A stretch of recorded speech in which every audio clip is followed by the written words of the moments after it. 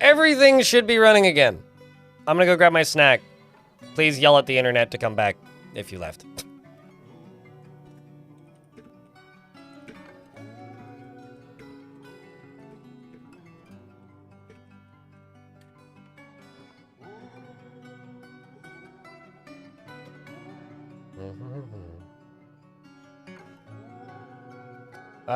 If you have everything up, sure. But like, yeah, anyways, that's never been an issue for me. So it's one of those things where it's like, will I get one? Yeah, probably eventually. But yeah, no. Anyway, I'm gonna go get a snack and scream into the void, and not buy a UPS. I will be right back.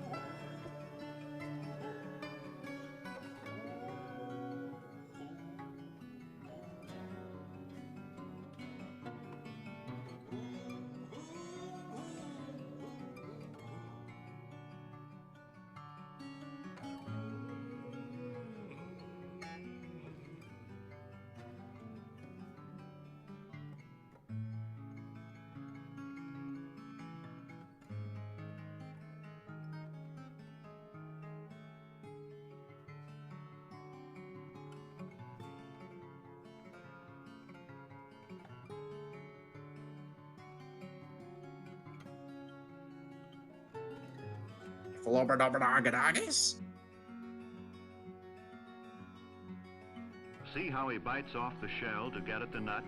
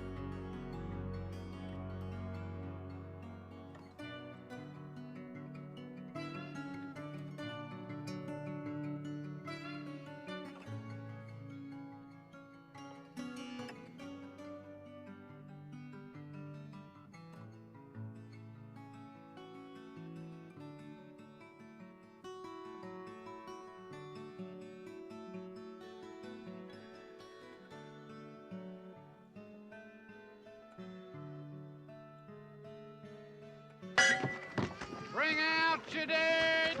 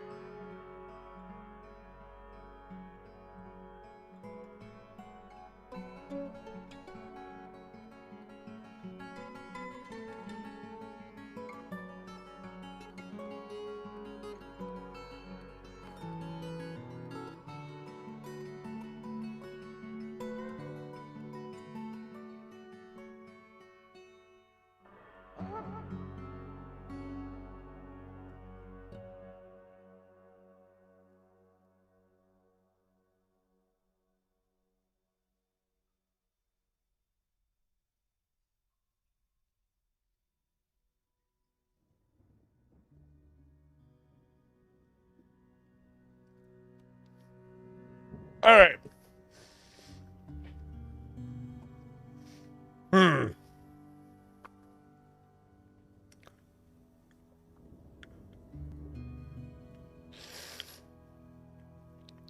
The question is,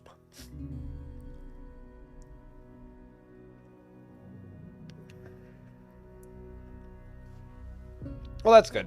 I mean, the good news here is that it didn't break my VOD on Twitch, so that's the good news. Because that's just really annoying when that happens. Because then I have to stitch the two of them back together. Did it have, like, the blinking, like, head guy face in it the entire time? Oh, yeah.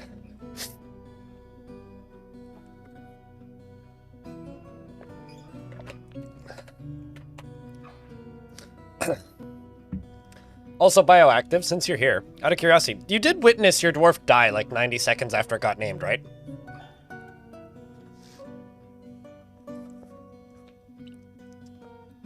Looks like we had a crash Reno. Yep. No, on, essentially what happened was Dwarf Fortress just decided to not because my power went out. But. Which means we probably get to... Oh, actually. Okay, so there is something that could make me really, really upset. And that is if I reload this, and it's before the siege took place and before I did all of that designating and digging.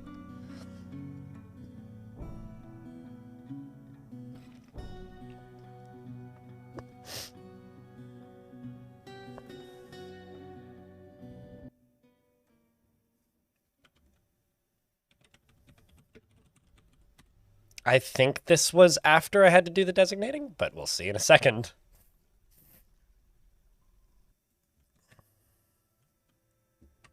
Okay, whew, we're fine. That's good. That's good news at least. All right, so the game did save for summer. That is a relief. Hallelujah. Okay. I don't need to panic, because we did get, yeah, we got the traders, right? So... Alright, well, I don't need to scream and cry. I just need to, fix a few things. So, that's good.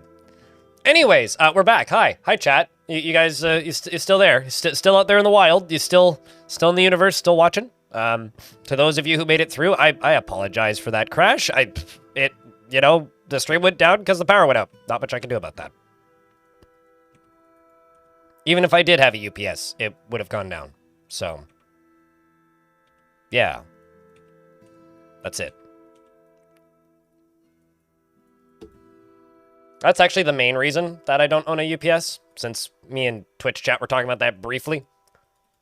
The main reason I don't own a UPS is because it wouldn't stop the stream from going down.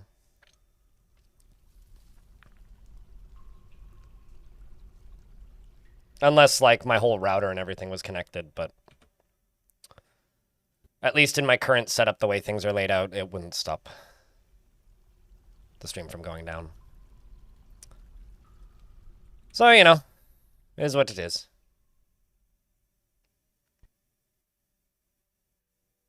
You had one for your server PC, about 25 minutes of backup time. My little, like, all-in-one server box has a little battery in it, so my server didn't even go offline. Because it, like, when it stops getting power, it just shuts off. So my server didn't even go offline. Like, it stayed on, which is kind of cool, actually. I haven't had a power outage since I bought it, so.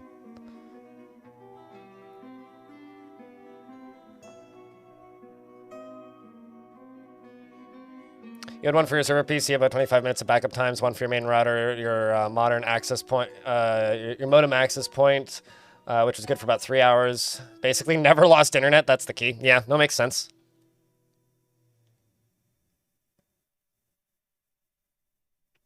Certainly makes sense if you, like, are running a lot of home server stuff, but I only do, like, cold storage home server stuff. It's quite literally just like an editing box / like, I put footage there. I also checked behind the scenes, but my recording of the other half of the VOD didn't corrupt locally, which is nice.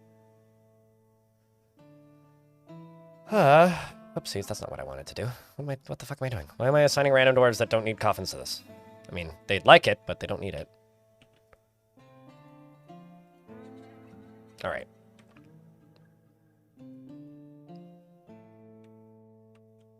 Actually, I'm just gonna go here and get rid of this. What about my ISP?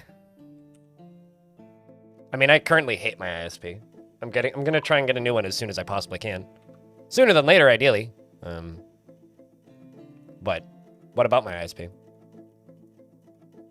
My question for you, though, is what about Zoidberg? That's the thing that we all need to consider. Nobody ever mentions it anymore. It's crazy.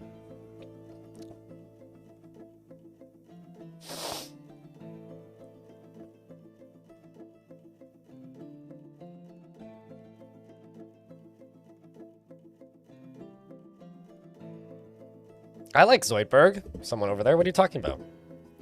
Zoidberg's like my favorite character in that show, to be honest. Anyway.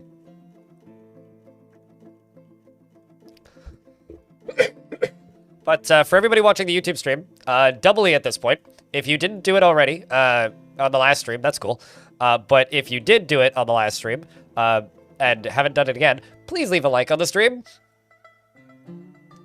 I would greatly appreciate that, because it is likely that if you had left a like on the stream, it's no longer there because, like, we have a new stream on the YouTube side. So if you did leave a like on the stream, please leave another one. That's all.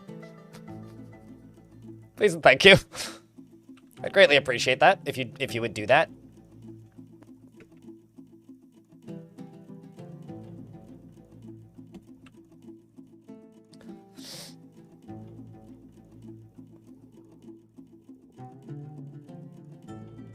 True Zoidberg fans hate him. That's how you show you are a real friend. Fake friends compliment. I disagree with this take, but okay. The Goblin Keeper of the Seal, Otu, meets with us. And Darius has been re-elected. And I need a temple and a priest. Temple and a priest for the Moral Coven. What about the Immoral Coven? Why don't we consider them?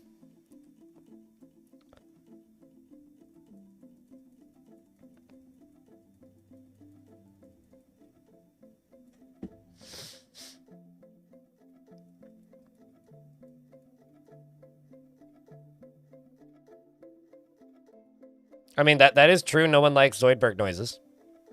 Because Zoidberg's gross. Like, they all think he's gross. That's, like, the whole bit with Zoidberg. But unironically, he is literally my favorite character in that show. I fucking love Zoidberg. Let's go up to here and I'm just going to sell everything that's damaged. I'll be lazier this time.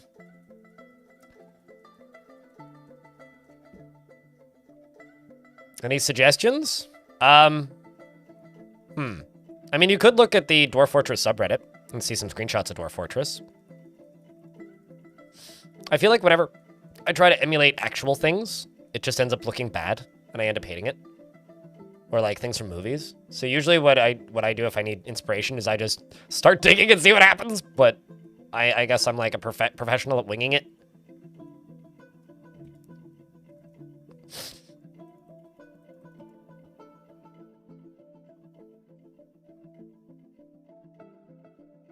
I mean, he's gross, but he's no Warmbow, okay, Orange? And thanks, Jess, and Nulzer, and Koss for leaving likes on the stream, on the YouTube side. And Bioactive requested a kid dwarf. Which one would you like? There are several available. Bah. Sorry, I'm just gonna mute the microphone and clear my nose.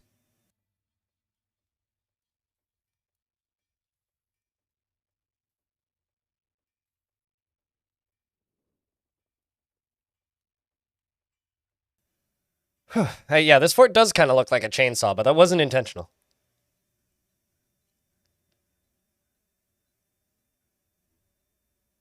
Also, Ranger Rick, it's good to see you, by the way.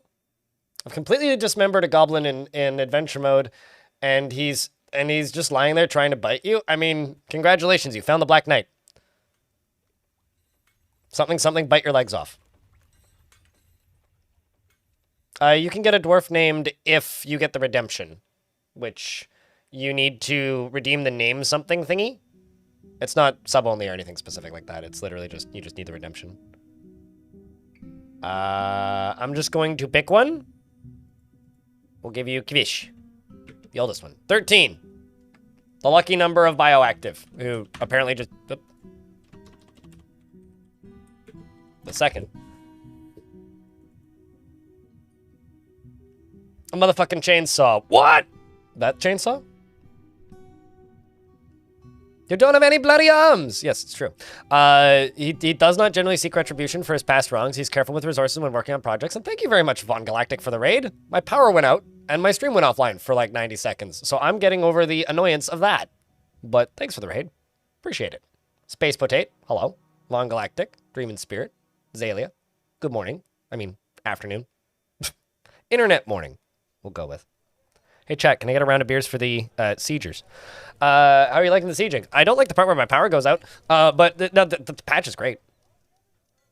It's been fun. Doing double duty, Spotted Tango. But how is stream, Vaughn? How are you liking the update? I don't think I've actually talked to you since the update released. Been too busy, you know, doing this. He doesn't seek out excitement and could be considered rude. He is a bit stubborn in changing his mind about things, and he has a tendency to go it alone without considering the advice of others. He needs alcohol to get through the working day and doesn't mind being outdoors at least for a time and doesn't really care about anything anymore. Dreams of raising a family and personally holds fairness as one of the highest ideals and despises cheating of any kind. Doesn't see the point of working hard. And likes borax and late pewter as well as jelly opal and sharkfin, mako shark tooth, and llama wool and bolts and lion tamarins for their small size and the sound of the flowery skirts and when possible, and the sight of the fuchsia quintessence and when possible prefers to consume hammerhead shark and potato plants and ale and finger millet flour and absolutely hates mosquitoes. It's true. Garzon official. Long ago raid indeed. But hello, crinkled paper. I'm just scrolling up if Twitch chat lets me.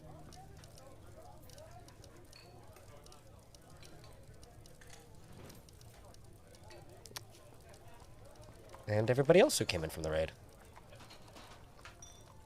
Straight flour. I mean, who doesn't like to eat straight flour? Dry, you know?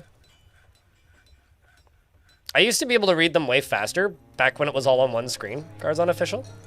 Because when it was all on one screen, all of the text was just right there, so I could,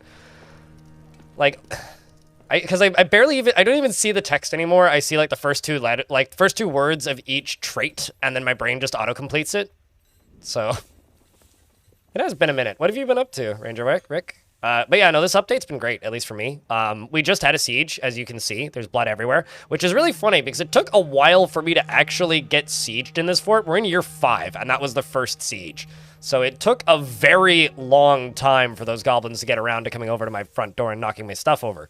But thankfully, finally they did, and I'm very thankful for it because I got to turn them all into paste using mostly my machines of warfare, which was a good time. And I think the dwarves enjoyed it, and I also did. And thankfully, my power went out after the game had saved again, and I don't have to redo it. But we'll hopefully get more sieges sooner than later. I do have the difficulty turned up to hard, so I've been expecting more sieges, but they've just been like lazy and not attacking me like the good goblins should, you know? Instead, they're just like, man, that dwarf over there is scary. Although, I was able to take over one of their dark fortresses by demanding that they surrender, which is kind of amusing. And I found out that there's actually like a balance issue with demanding surrender. If you demand surrender and the game doesn't know how big the enemy army is, then they just essentially sit there forever, basically, from what I can tell, which might be one of the funniest things I've ever seen.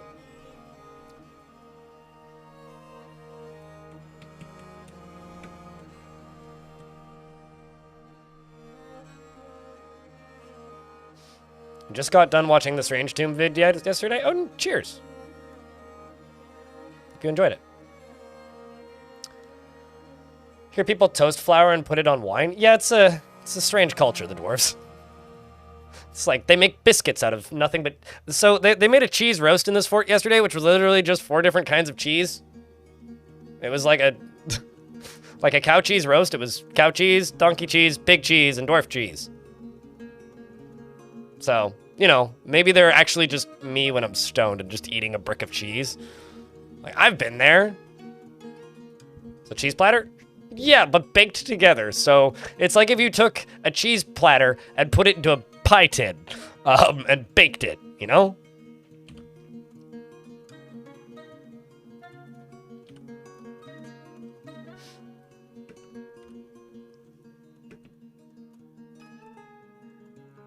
Like that kind of thing.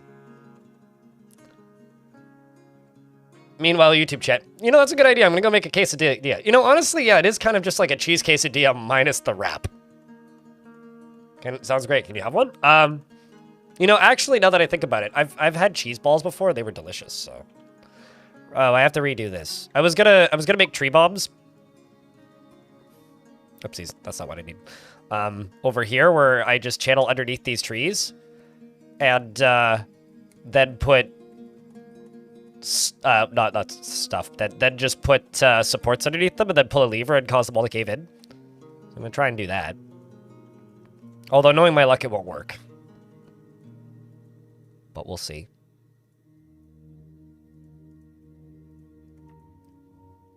Is that actually effective? I mean, it'll be hysterical. It can be effective, especially if, like, they're all holding weapons, because if they're all holding weapons, then their weapons just go flying everywhere. Tree bombs, yeah.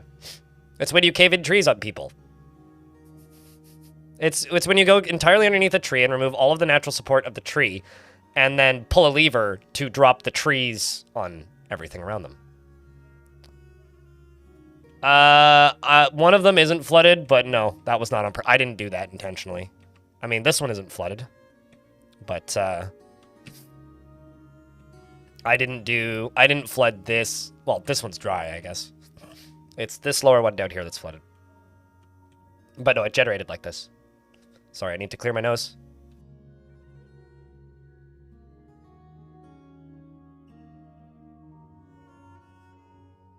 Yes, I can. I can speak. Do they pick their weapons back up? Not if they've lost their arms. Actually, I don't know if they pick their weapons back up.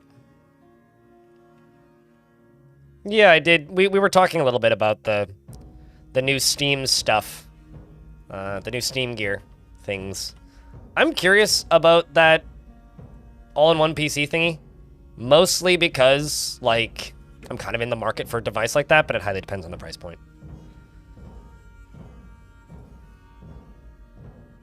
Let's just do low boots and high boots.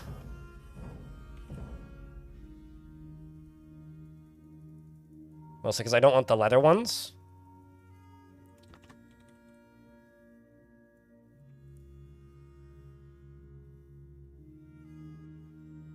The GameCube, yes. I mean, I'm never going to play anything in VR. I have no interest.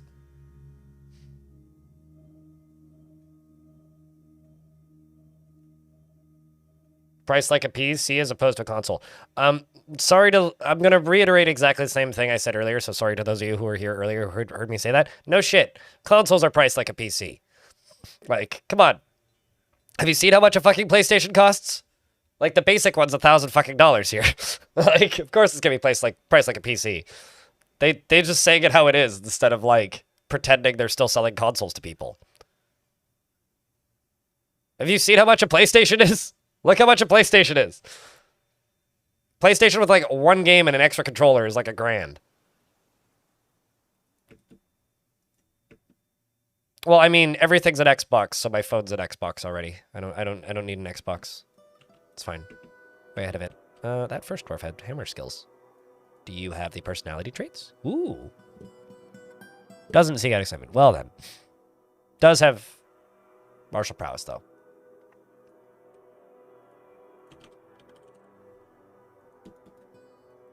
What about you?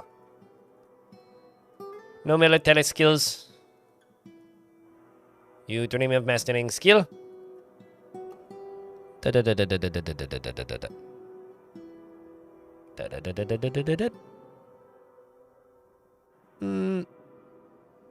think I did need a snack, though.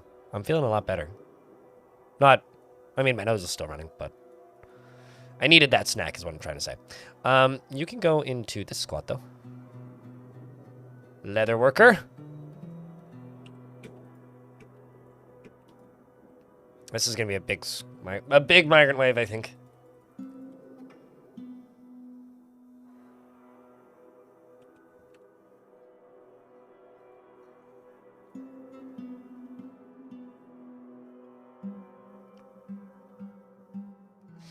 It's $549. Okay, so I'm in Canada. PlayStation 5. Buy. If I go to Best Buy, PlayStation 5 is... Jesus fucking... Please just... The basic slim... Well, not even the slim model. The basic model is $649.99. A controller is $100. If I want one with an extra controller, it's $749 on sale. If I want one, which this is currently on sale, so it's $519, but the full price for the for a new extra controller with a game with it is almost $900, and the Pro console without a second controller is $959. So a PlayStation is $1,000, unless you're buying a used one. So yes, I expect it to be priced like a PC, because consoles are priced like PCs. And I miss trading. God damn it.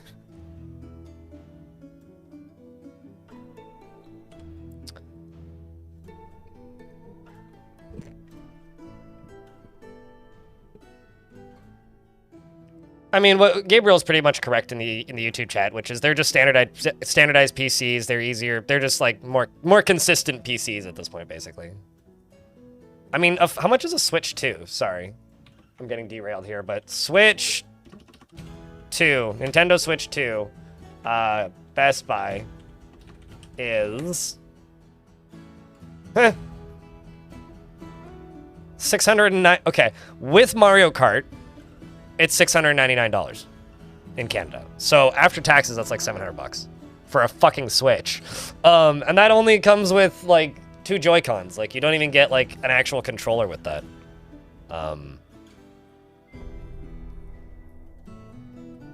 So yeah, no. This is why I don't buy consoles. I'm okay with buying a computer because at least I can do things with it.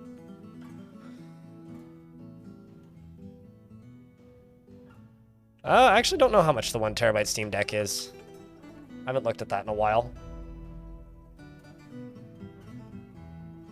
Hardware, Valve, Steam Deck. Yeah, the OLED 1 terabyte is $819. But at least like that, like the amount of options of games you have to play with this is way better. Like this to me is a way better value for your money than a Switch 2. At least if you play the same types of games I do. Because the types of games I play are not on the Switch, right?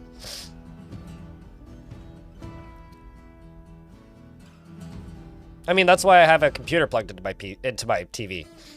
So I can sit on, well, I don't sit on my couch, I sit on a chair that I have, but...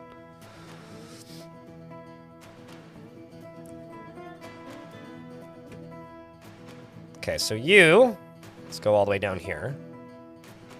F4, yeah, there it is.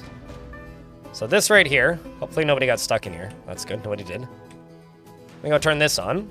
I need a dwarf who's gonna go operate a pump.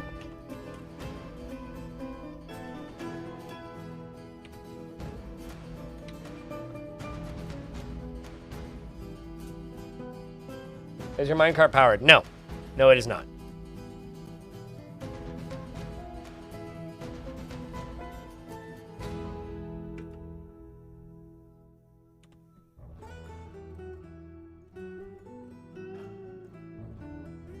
I mean, it's 800 Canadian, so it's certainly not 800 USD. In regards to Steam Deck. I mean, it is in Canada. It's $819 in Canada for the Steam Deck. Oh, well, OLED. Is the cost of games on Steam or GOG or itch.io plus all the indies only available there? Yeah, no, totally. I mean, like... I understand the appeal of, like, a Nintendo console. But, like... To be frank... I do not... I'm just not the audience for it. Like, there's absolutely an audience for it, and that audience absolutely exists. I am not it. All right, that's literally all I needed. Okay, so it's going to be 2 layers deep down here, which is totally fine. 1, 2, 3, 4. So that'll be relatively safe for a dwarf to dump stuff in there.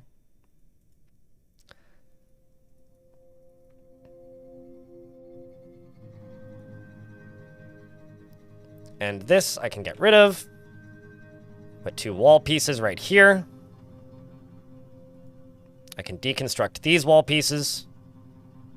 And yeah, That's pretty much all I need to do here. I have no idea. Does it? I mean, at least you can, like, edit, like, change them. I'll be completely honest, I've had so little interest in a Steam Deck that, like... Oh shit, we need a Metalsmith's Guild. That's actually a good thing. I've had so little interest in a Steam Deck that I've just never even really looked at them. Like, it's just not a product that interests me in kind of any real meaningful way.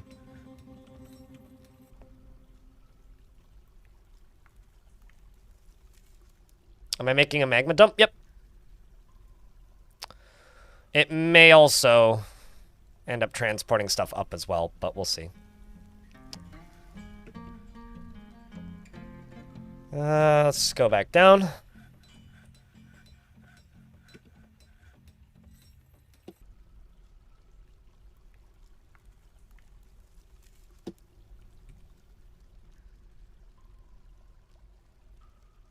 And I'm going to go right here.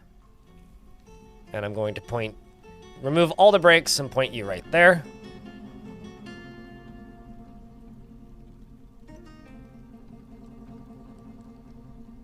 Yeah, I mean, like, that was always kind of like the thing in my head that made the Steam Deck make sense.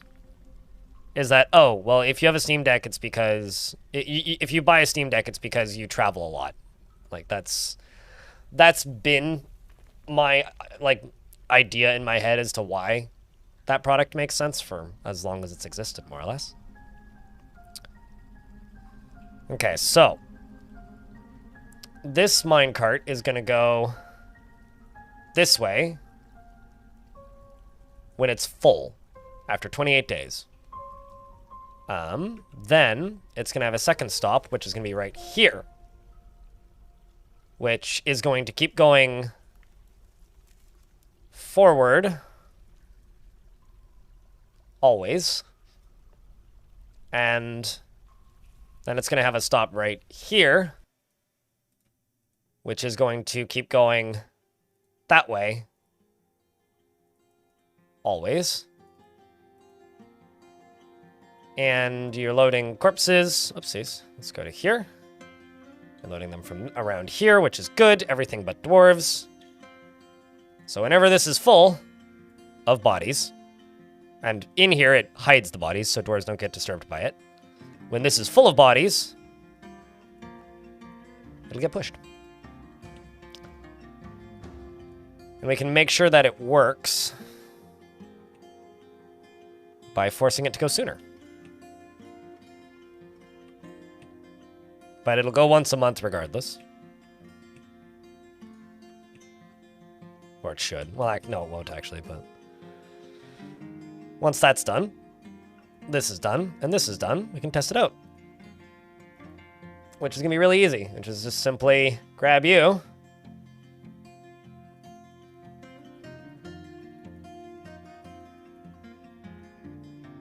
And just say when 50% full of desired items. Let's just jump back up to here. See this? Yep, there it goes. Let's see if this sucker works, chat. Let's see if it works.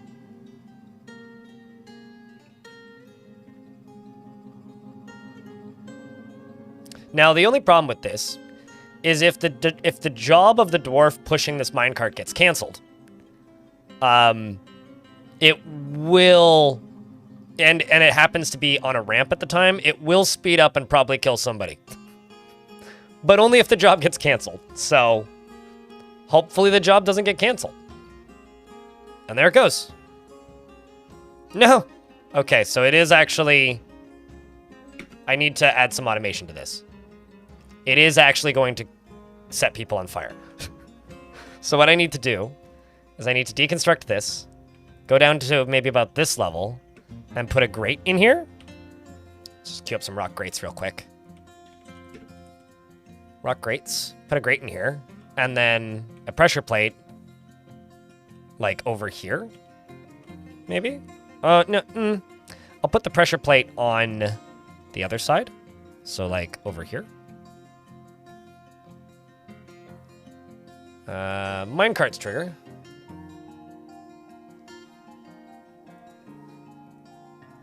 And then that'll open or close the grate. Or I could just put a singular tile drawbridge.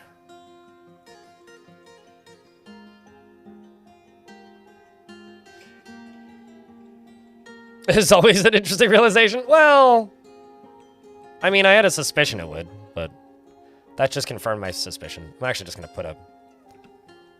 Well, actually, no, I need to put a grate in. Crap. How can I do this?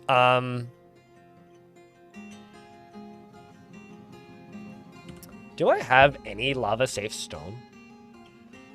I don't think I do.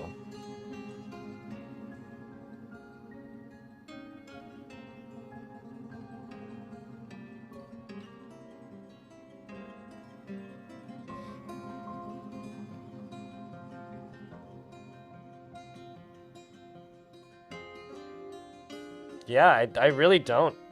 Oh, no, I do. Petrified wood is lava safe.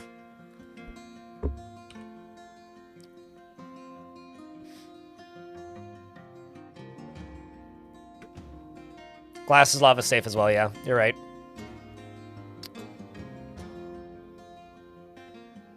I'm also going to stop making green glass cabinets and chests. It's just taking too long. Using up too much of the materials.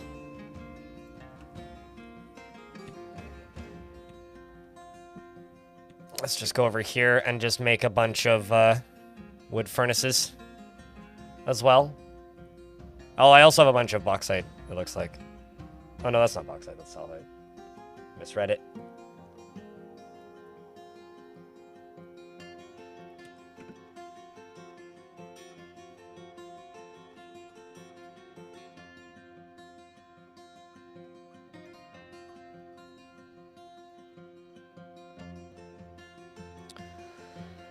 All right, well, anyways, that'll work.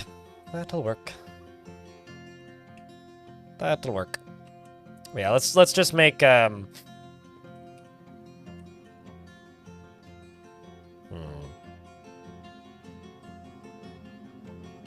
petrified wood. Question is, rock salt ain't lava safe, so I need to make some mechanisms that are lava safe. Rock mechanisms.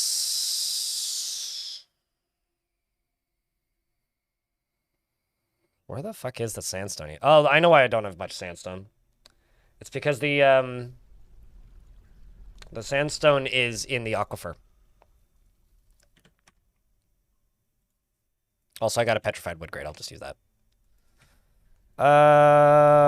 Floor grate. There we go.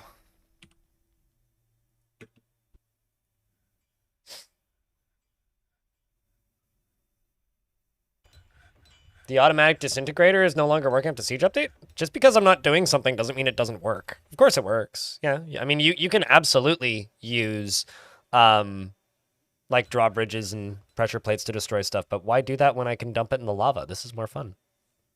Literally, I'm doing it because it's a thing to do. Because why not? Because I can. You can absolutely do that. But just because you don't see me doing something doesn't mean it doesn't work anymore. It just means I'm not doing it. Out of choice or for some other reason. Let's make another minecart here. And almost always, if you see me doing something, it's because, like, I want to do it that way. And this is just one of those cases where I just like doing it that way.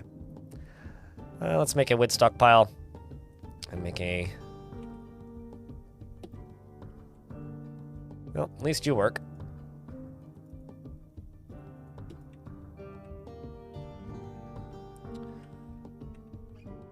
Make a trap that drops something in front of your gate if they try to break it. That drops something in front of your gate if they try to break it. Probably.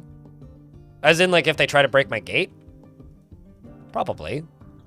I mean, there's a few ways you could probably do that.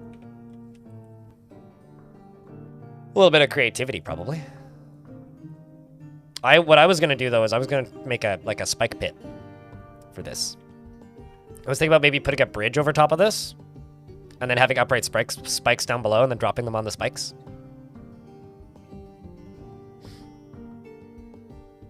How do you deal with tattered clothing?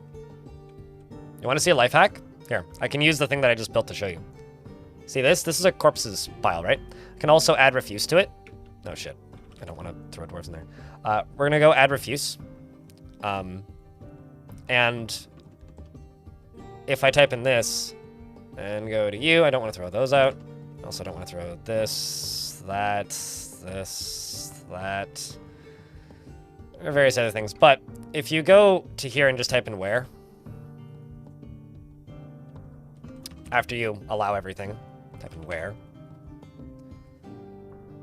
And then I would recommend changing the quality, because dwarves tend to keep ownership of a higher quality clothing.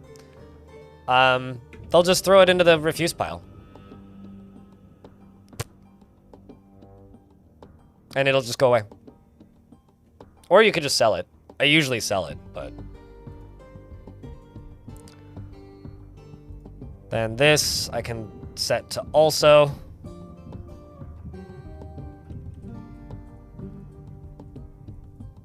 Load clothing. I just walked into a tomb and a money raised 41 intelligent undead. They might be ghouls, but it's kind of hard to tell. Although I probably shouldn't add everything to this. Which I think I just did. Yeah, I super duper just did. Just clothing, not everything. I'll put my friggin' goblets in here, you morons. God damn it. Had a stupid moment. But yeah, that's how I deal with clothing usually.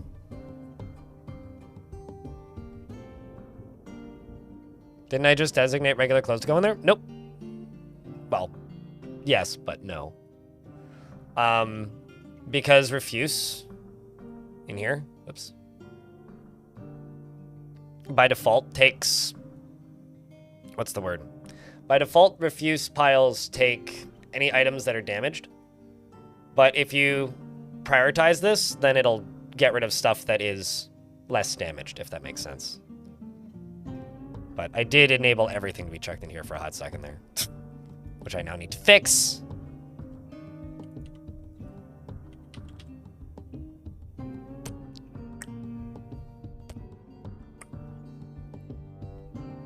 My advice, McLaffrey, is if you ever played a game like Civilization? Do you remember the first time you saw Endgame Civilization? If you just only ever saw Endgame Civilization but never actual Civilization, wouldn't that make it seem extremely overwhelming and complicated? That's kind of basically what you're putting yourself through, is you are looking at Endgame Civilization but nothing else. So this is not early game. This is 5 years into a fortress, and I know how to, like, pretty quickly progress and build a big put-together fort. If you start Dwarf Fortress by just looking at advanced players playing mid to late game forts, yeah, you're gonna have a hard time. It's going to be daunting. Uh-oh. I was gonna say, if I just drop a bunch of dwarves into lava, that would be really funny, but it's not actually hooked up just yet. It's going to be very daunting. You are going to have a hard time. So my advice is just simply start with the basics, start at the beginning, and learn as you go. You know? Then you'll have a much better time of it.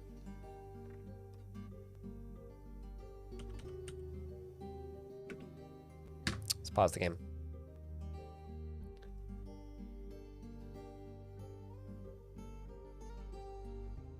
Under what conditions do caravans arrive from civilization where your last one was separated by a strait of water and so nothing but the first caravan arrived? If you have no access to your civ site and they have no way of getting to you, they can't trade with you. You will only get the guaranteed stuff.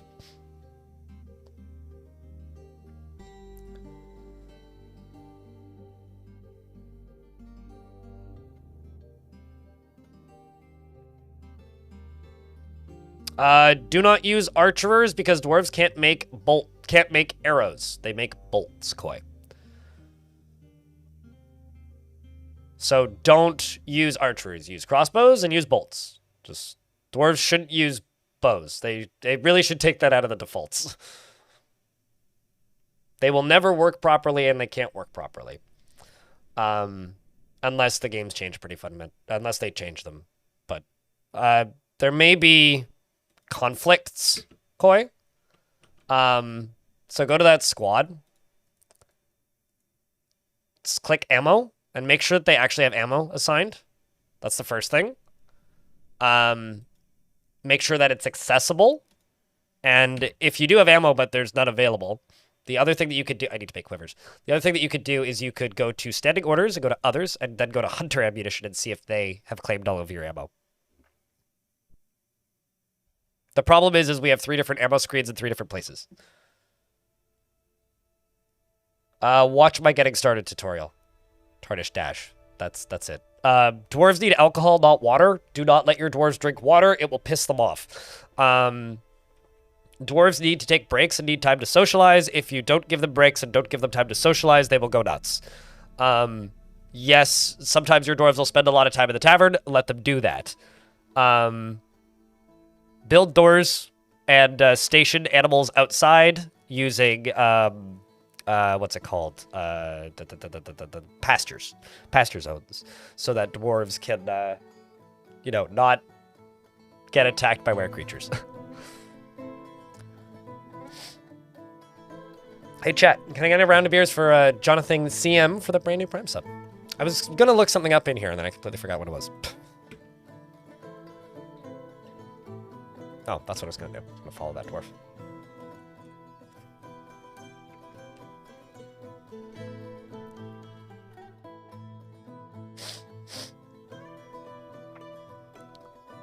Also, what Cheshire Dwarf said.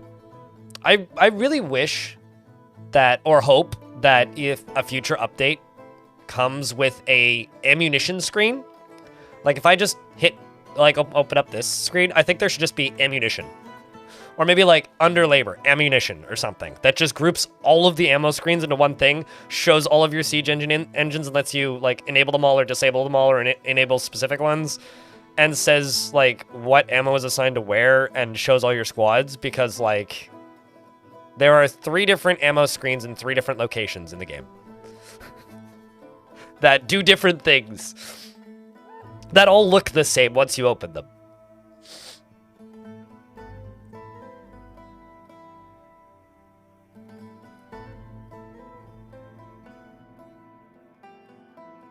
I have had some luck with cage traps being effective, but I only have a few, and the last siege, a goblin got stuck in it, so...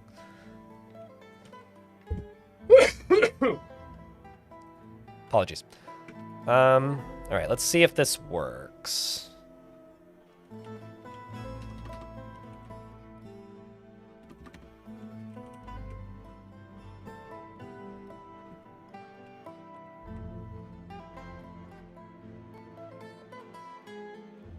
That is a lot of cartilage.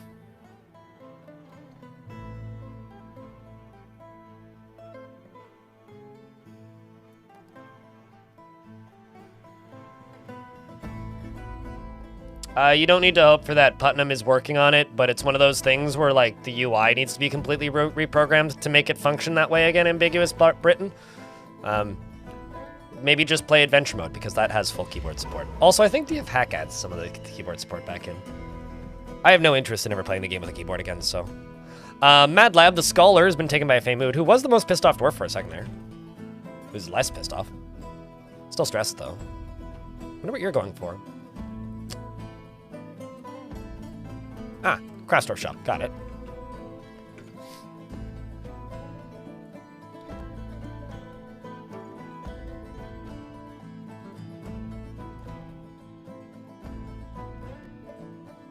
The anger inspired her? Maybe. I mean, she is 69 years old.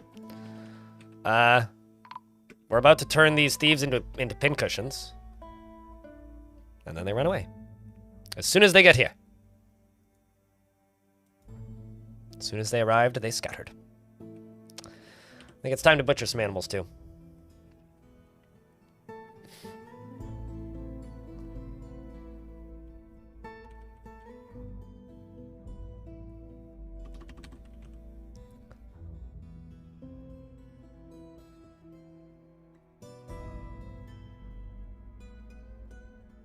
Let's also do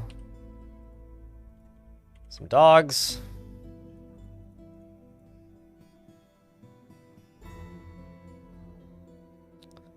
And train you, and you, and you for war. And geld a bunch of you. Alright.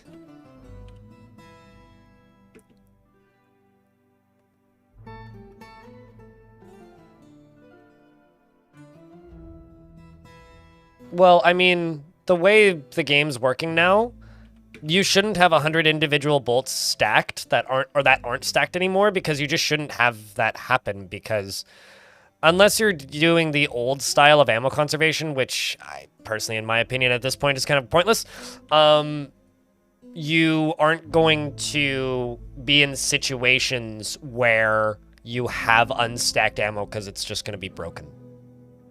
At least I haven't had that issue. But I don't know. I mean, if you're intentionally conserving ammo, then you're kind of bringing that upon yourself. In adventure mode, I think it's a bigger issue, personally.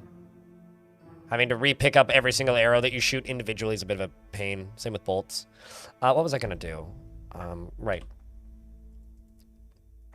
Rock coffer. Sneezer, more like. And rock cabinet. Let's just do 85 of or 50 of both, maybe. Maybe not 85. And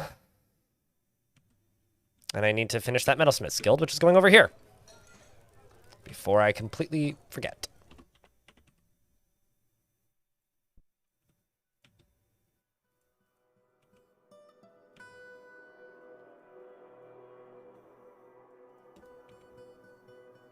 Yeah, for me, like, that's... I'm with you on that being a problem in adventure mode. In fort mode, it kind of makes a little less sense, especially because I am under the assumption that most people play with more resources than I do. So maybe I'm assuming incorrectly about how people play this game, but I do assume that most people play with more plentiful resources than what I have, just based on screenshots and stuff that I've seen. So if that is the case, then you should have enough resources to just use bolts the way they're intended as disposable in fort mode. But it is, yeah, a little bit silly that we can't restack them. Tarn said that the reason that we can't restack them right now, the last time I talked to him, was because it would not a pun, I swear. It would unironically cause a lot of stack overflow problems because the game's not very good at disposing of things that are kept in memory. So if they're contaminated with, like, I don't know, things that bolts get contaminated with, like blood, you'd have like permanent blood encrusted bolts, which may be cool, but would also cause problems. So they'd have to clean them first, is like the way I understand it.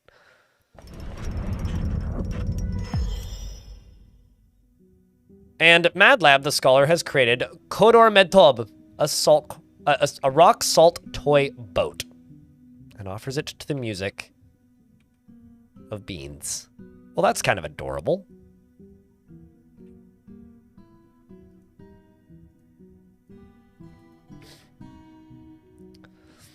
Just to be sure before stacking it? Yeah, or like... if they got coded in, like, forgotten... Well, okay, now...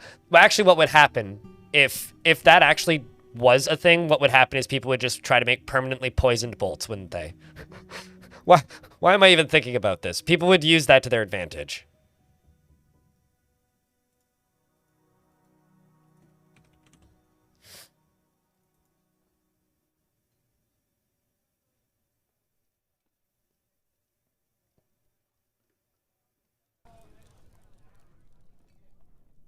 Well, rock salt isn't salt, really. And doesn't dissolve the same way water does. Normal salt does, but...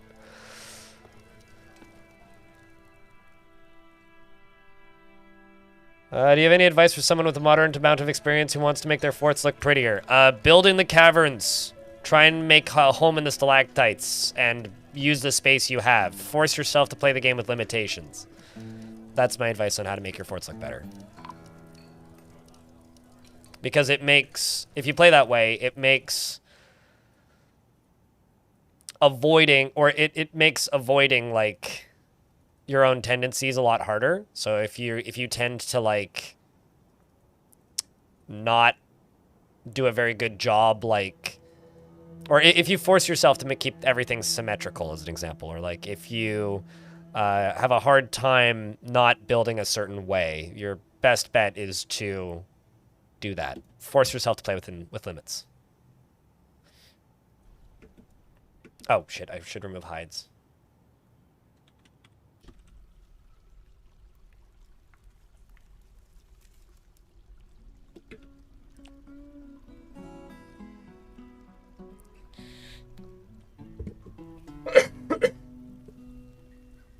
Speaking of contaminated ammo, it'd be nice if I could get spider venom in vials and dip weapons in it. I biggest waste of time in video game. But you can sort of already do that with enough shenanigans. There's tutorials on how to do that on the wiki. But it takes like 12 hours for poison to kick in. So if you're in a siege, it takes 24 to 48 hours for some of them even to kick in. So if you're in a siege and you've already shot a goblin with a bolt, they're just going to be dead before the poison kicks in. Like, there's zero fucking reason to do that. Holy shit. 5 years in, I get my first Forgotten Beast. That's crazy. The Forgotten Beast Fafaya. It's fire with a stutter. Fafaya! It's like a papaya. Bill of Folthamule has come. An enormous humanoid composed of blue garnet. It has wings and it appears to be emaciated. Beware, it's poison gas! Beans! Where is it? Oh, it's right there. It's kind of pretty looking, actually. Belcholos! Got the memo, I guess. It killed a dwarf once.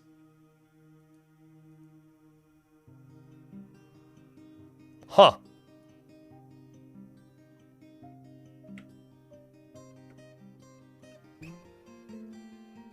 Well, let's just get my army down here.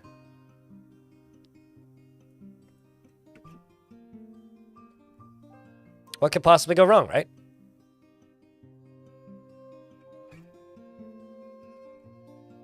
I mean, after all.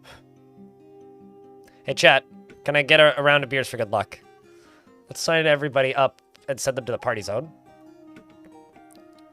Oh, also, if you ever see a dwarf like this, and they're collecting webs, and they're insisting on walking towards wherever the web is, and they're going to walk into danger, hit T and pause that job.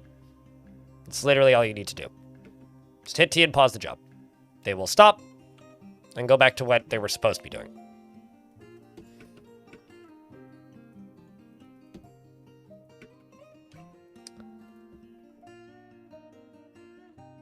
So, you're welcome. Although, I don't know what this dwarf is trying to do, but it's clearly outside of the burrows, so.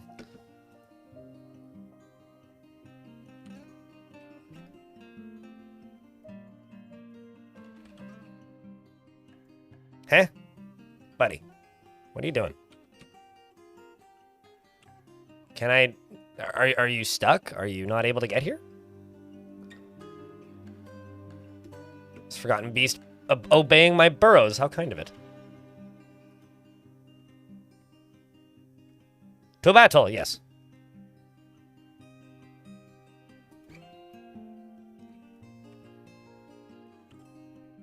It's baiting us, chat.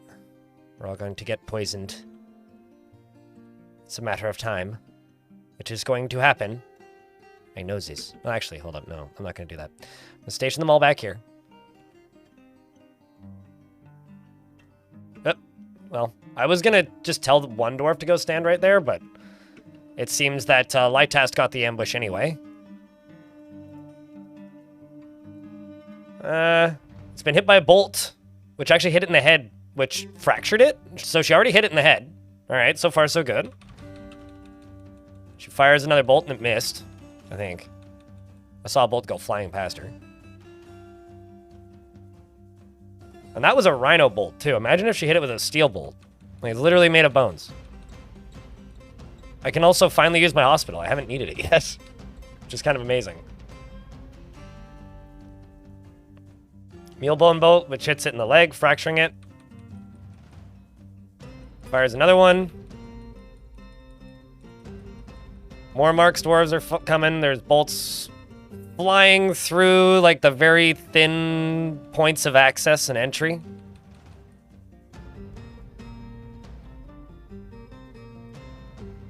Beast here is getting hit by a llama bone bolt, a mule bone bolt, a mule bone bolt. The spear dwarf is punching it, but the attacks are glancing away. Spear dwarf bashes it with the steel spear, which fractures it. It's getting lots of fractures in it. It's actually kind of a pretty beast, honestly. I mean, it is made out of gems. I mean, like that since the update? Yeah, I've heard reports of that. This is actually my first Forgotten Beast since the update, believe it or not, so... It seems like they're just beating it now. And there it goes. They have gained a sense of self-preservation. Yeah, I think we were talking about this one the other day. A Spear Dwarf got it. Did you get it? Oh, look at who got it! Beast Slayer! Beast Slayer? Slayer. There you go.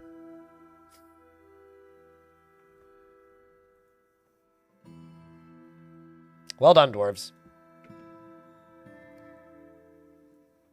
Well done.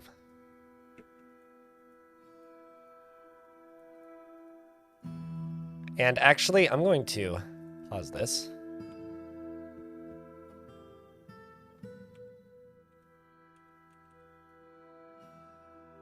And place another one of these.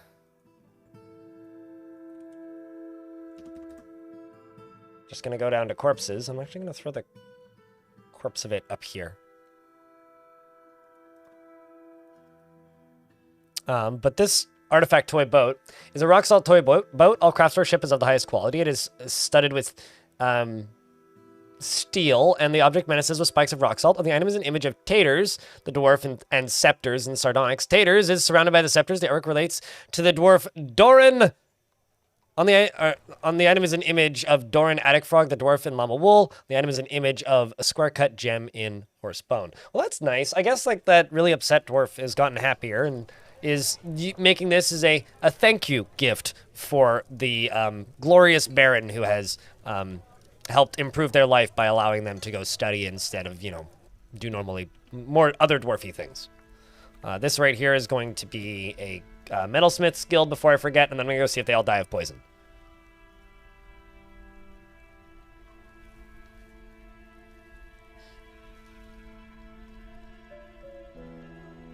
It's not quite high enough value yet, but if I smooth the walls, that might be.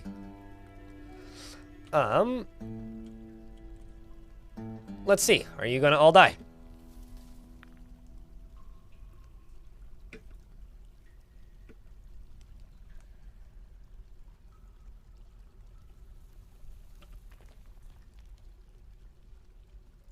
So far, so good.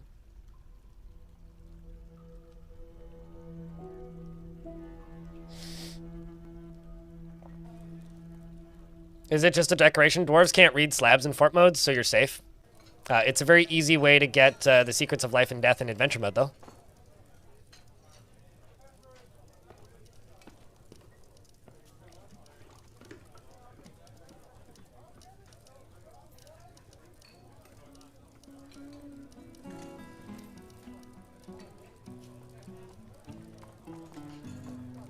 I think I'm actually going to set all of these dwarves to no orders for the moment.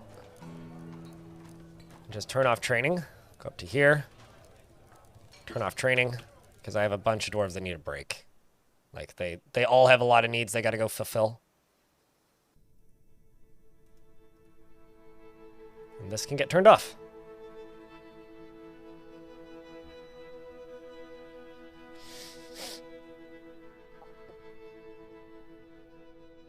I have 10 pissed dwarves. Are they all army? Isn't that bad news? I have 144 dwarves. And 10 of them are a little whiny. Oh no! Yeah, I'm very concerned about the very pissed off 10 dwarves. They're gonna take us down from the inside, man. We're all doomed.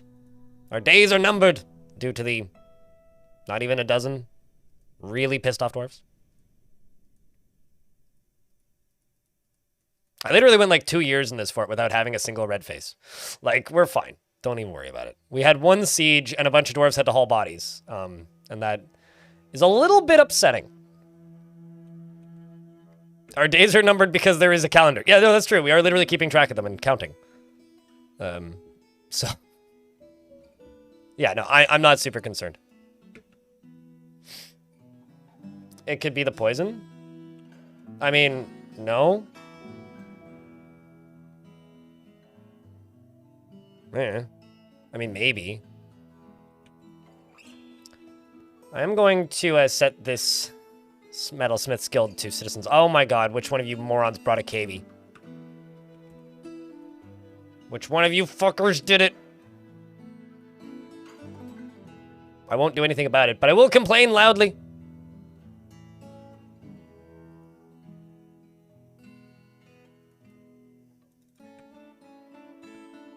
Loyalty cascades have been patched.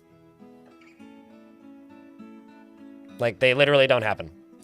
What you might get is if you have a Tavern Keeper, you'll get Tavern Brawls. But loyalty cascades haven't happened since version 47. It was a actual bug. If you are even if you are openly neglecting your dwarves, and I say that because I've done this. Even if you openly neglect your dwarves and go out of your way to satisfy none of their needs, demands, or requests, you won't get, like, every single dwarf starts loyalty cascading. That's literally not possible. If you want to see me running a fortress with almost triple digits, super angry dwarves, relatively stably, watch my video on ghosts. I've done it. It's like, it is absolutely possible. Or just like watch Deep Space stream sometime, where like he'll just be like curving on the limit all the time. Cause like I try to keep my dwarves pretty happy and generally do a pretty good job of it. But like Deep Space, when I watch his streams, like my hair stands on end a little bit because like he'll just be trucking along with like 70 pissed off dwarves. It's like, hey, dwarves are like a lot more resilient than some people think they are. And as far as loyalty cascades go, a loyalty cascade was like if a dwarf essentially just left the faction because somebody in their family got murdered by somebody in your fortress. Back in the day, the easiest way to cause it to happen was by just telling your military to kill somebody who was tantruming. That was the easiest way to do it. Then everybody that was part of that dwarf's family or a friend of that dwarf would then attack your military. And if they killed any of your military, then your military would all attack that dwarf, etc. So there's actually, like, I think a playstyle of Dwarf Fortress that not enough of the old school player base gives the game credit for, which is just the how long can you skirt the limit before shit just collapses? Because at this point in the games, in the era of this game, like, kind of a really long time. You can keep stuff just barely squeaking by. And I think it's super entertaining. Darius meets with the Outpost Liaison. I guess we are mid-autumn. You continue to impress. We've raised your land in the eyes of our realm. I'm going to ask for this. I need to sell them something. There was something specific I need to sell them that was easy that I have a lot of. Chat, does anybody remember what it was? I don't. Speaking of issues I have with this game, it would be really nice if they would, like, tell you what their requests for last year was. Like, hey, did you produce enough of this? Quivers! I think it was Quivers. Pretty sure it was Quivers. Oh, it was Thread? Thread! Yes, you're right, chat. Thread. I'm going to request... where is it?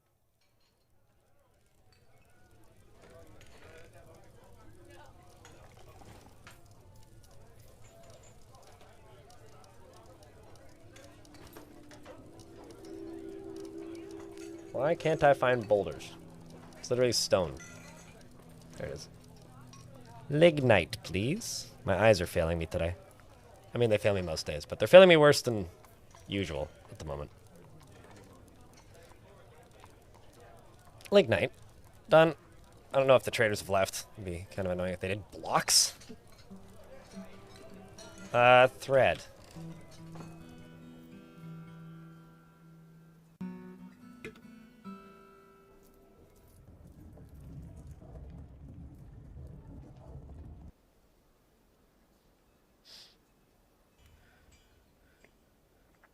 Never had a fort that didn't have at least one just single asshole. I mean, this fort for a good while there, every single dwarf was above yellow. So everybody was like in one of the greens, except I had one extremely angry dwarf.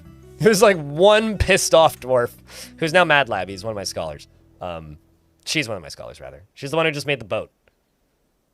And I genuinely think that that's hilarious to me. Like, it's one of the funniest things I've ever seen happen in this game. It's just how there's like one douche like that nobody likes. Everybody hates that dwarf. I'm actually just gonna buy all this clay. I'll figure out something to do with it.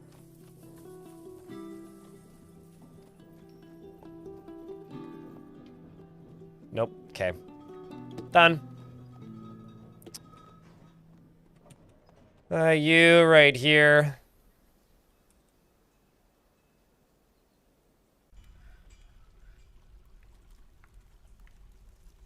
Darius the Mayor has been reelected.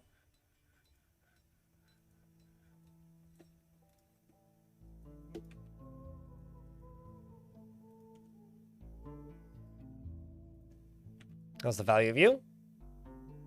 There we go. Satisfied it. I think I've got some... No, I used all that glass. Green glass tube. Unforbid everything.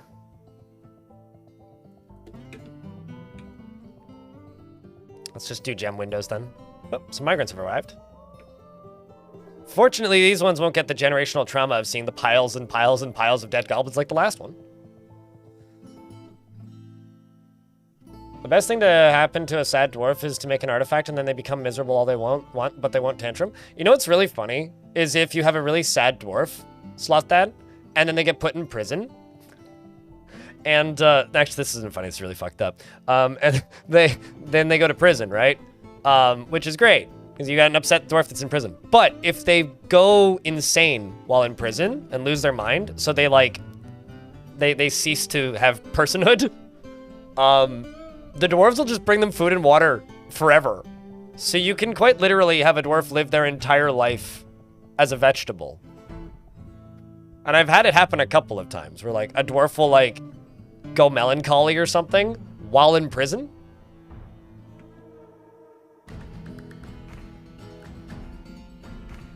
I mean, it's still kind of fucked up that has to happen, but it's wild that the dwarves just do that. They won't ever release them from jail, and they just remain sad forever.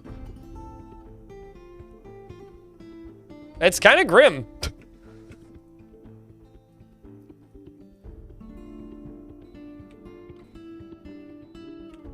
Oh, true. You're not wrong. They just become a fungus. Just like real life? Yeah, more or less. I actually had a viewer once tell me to release their dwarf so they could die. Which is also kind of sad when you think about it for more than 3 seconds. Also, lol racks. This Gelder is a lol rack, chat. Is that like the dwarf equivalent of a lol cow? A lol rack? Vegetable, chicken, potato, bean, you know. Bunny! Motherfucker. Monsters brought a bunny rabbit.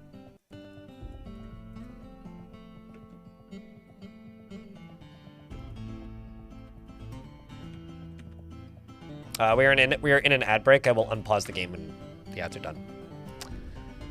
You want to eat a lavish meal, a bedroom with value exceeding 8,000, but think overindulgence is disgusting. I like the outdoors, but vomit in the sun, and I think... No, they stop liking the outdoors. Actually, if they vomit in the sun, their personality changes so that they, like, the doesn't mind being outdoors, at least for a time, disappears. If they have, what's it called? Cave adaptation. Which is a detail I love, by the way.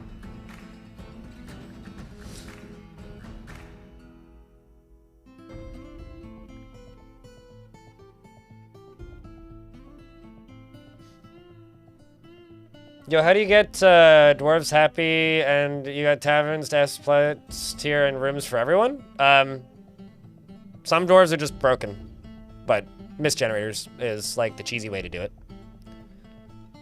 Although in this fort, we're using organic, natural misgenerators by simply letting water fall out of an aquifer. if they did that without prison, having melancholy dwarves being cared for. Depends on how many melancholy dwarves I have, I think. I mean, I guess you could... I wonder if you can convict a melancholy dwarf of a crime.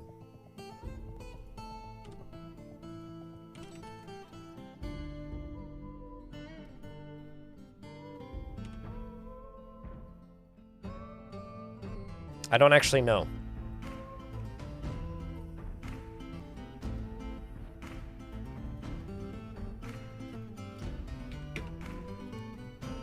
Oh, let's just throw... Oh, nope, can't do jam windows because I don't have enough.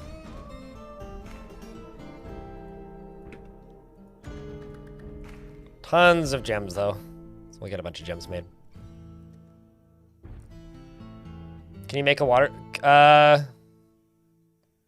I have tutorials on how to make mist generators. It's not that it has to be... Generated is the wrong word. You can make artificial ones or you can use natural ones. Falling water just makes mist. So you just need water to be falling. So, like, putting your tavern near a waterfall would do it, as an example. Dwarves want a doctor's guild.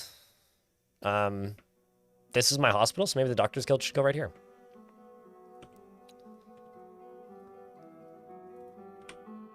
Also, the value of my royal room for my baron is not high enough anymore because he's been ranked up in society, so we can engrave some floors down here.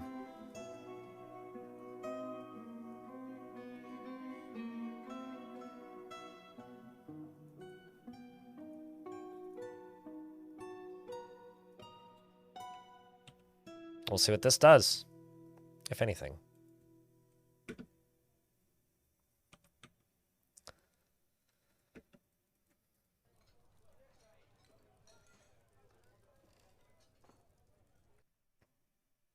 The statue provides two things. It causes the mist to spread out a little bit. But the bigger and more important thing that having a statue there does is if water is falling and it's more than one deep and it touches a dwarf who's carrying an item, they drop the item. So it's also to stop them from dropping shit. The other thing that'll sometimes happen with falling water in Dwarfort is if you have quite a lot of water in a thing that's producing mist, they won't be able to pick the item back up. So you have to turn the mist generator off to get the items that are stuck in that one tile that won't move. You just successfully used a screw pump for the first time thanks to your YouTube video. I did that in one take on stream, that video. That's like a video I'm not very happy with, but it works. I'm glad it's helpful to people still. You can save your flooded fortress. You can also watch my video about my flooded fortress. That fortress was wild because it straight up turned into like a Mission Impossible movie with like people running around in the rafters trying to like dig people out. It was like a straight up disaster film at a point. It was a neat movie. Or a neat fort, rather. Movie's the wrong word. 'Twas a fun one. I had a good time with it.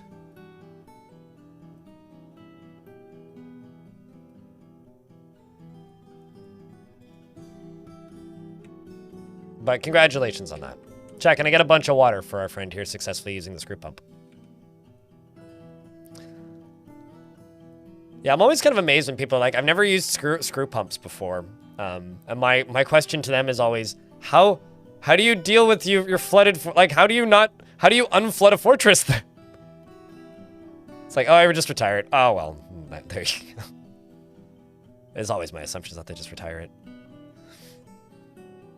I will say, though, that actually I think the Steam version is meaner when it comes to water than the ASCII version was. And I have a very specific reason for that. It's because ice, when it's underground, and this is actually specifically a change that people wanted, which I think is even funnier, is people used to get really annoyed. If you, like, dug this out underground and then filled it back in, you used to be able to see every single wall tile. But people didn't like that because they wanted to be able to, like, make their buildings look perfect if they had to dig out, like, an ore vein or something. So when you fill something back in, it becomes like dirt again. However, ice is considered a wall. So when rivers are frozen, they disappear. You can't see them underground like you used to. Unless you're playing in ASCII. So it's like a bigger trap than it used to be. I respect that, Voids.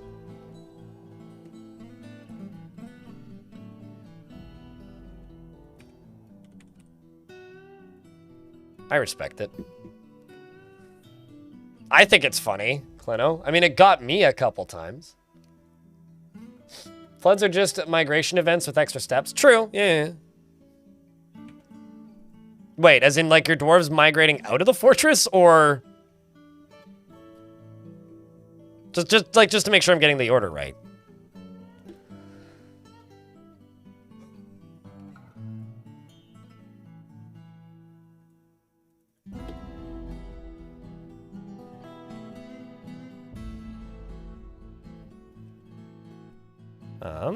And then we're gonna load logs. And then I just need to put a minecart here, which is the date palm wood minecart. Just gonna go right there. And then we're gonna get rid of all these logs.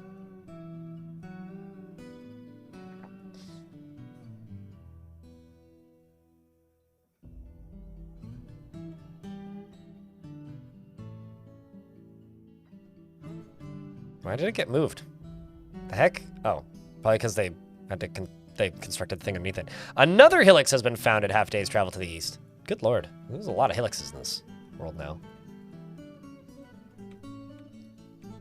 Okay, so this over here is going to be a Doctor's Guild. But let's just get this floored up first. Also, how you doing today, Clino? I'm doing great now that my stream's back online after my power went out briefly.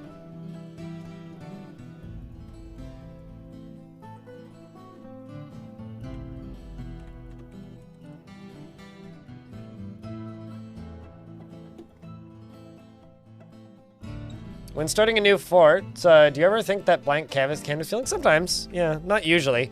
I mean, Chad can probably attest to this. I've definitely had days where like I start a fort and then I just like pan the camera around and go, I don't know what the fuck to do. Like, what the hell can I do? It doesn't usually happen, but it does happen. I'm gonna start making some multi-floors for these bedrooms just to save some space. And people were saying that this fortress isn't that space efficient. They didn't even know who they were dealing with. They thought I was, I don't know, me, probably.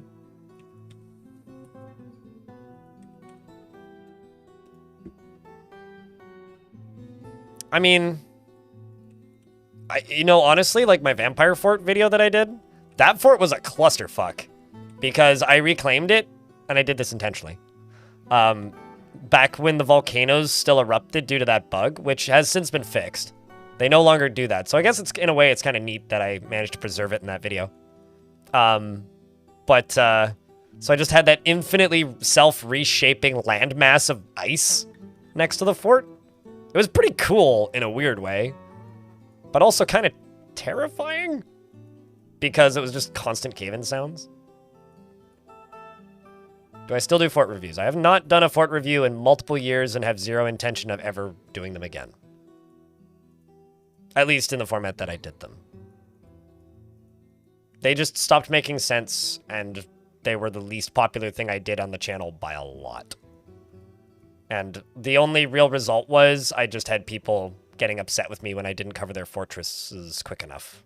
Or didn't recover their fortresses because some people for some reason thought I did that. I don't like using other people's work as part of content, really. It's never felt good to me. It's never felt right. So, no. Even back when I did those videos, I didn't do them because I wanted to do them. I did them because chat pestered me to do them, which, you know, is always the best reason to make content, right? It's like, because people want to see it. But like, it stopped making sense really quickly.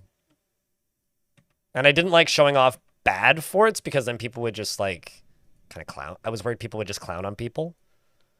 And people are not super interested in watching big, cool, built, successful forts once they've built a few themselves. But people are even less interested in looking at bad forts. It just kind of makes people mad. So like, yeah, I don't know. It's a lot of responsibility and headache for content people didn't like watching, and I didn't like making. I've like thrown around this weird idea in my head a couple times of like, I'll kill your fort.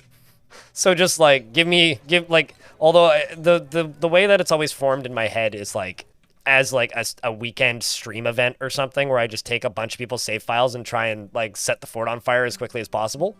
Like the inverse of Pimp My Fortress. That would be kind of fun, but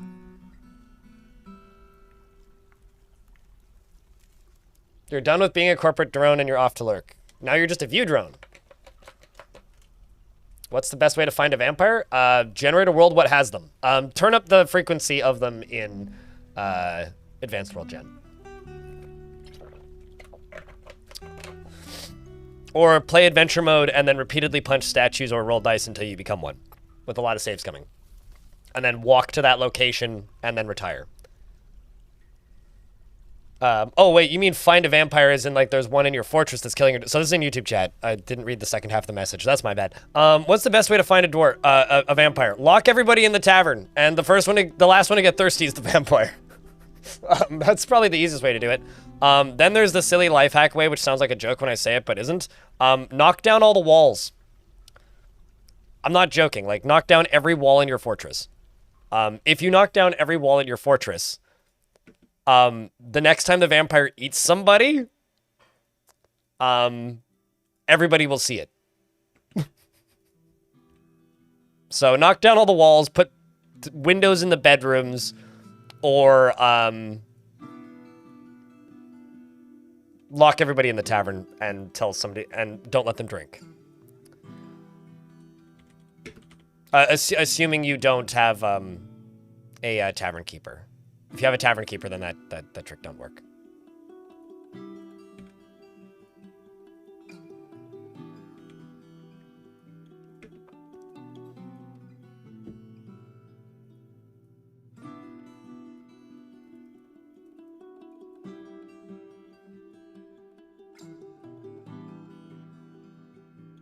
This fort looks on the mini-map. I love that no matter what I do to this fort, the, like,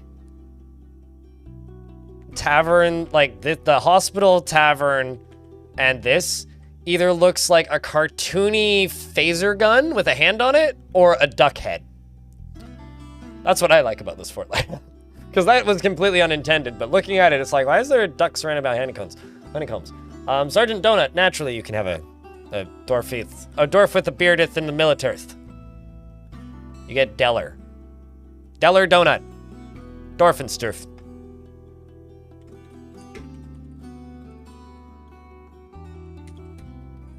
Don't nut these dwarfs. He is prone to hatreds and often develops negative feelings.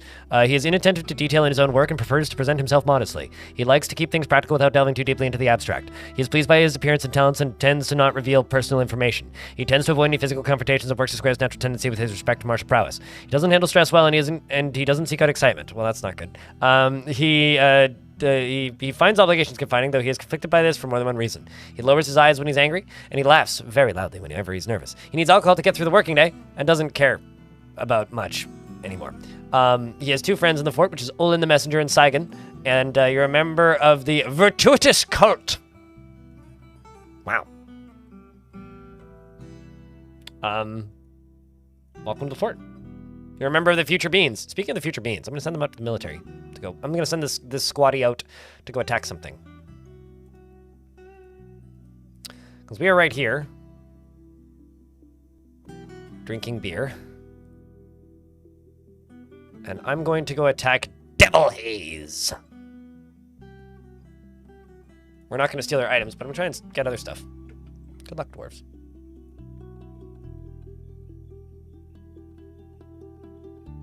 Thank you, Baku. I've done competitions before, and I'm going to say this as politely as possible. Absolutely not. I will never do another competition. That was not a fun... That was a lot of work. Not worth the effort.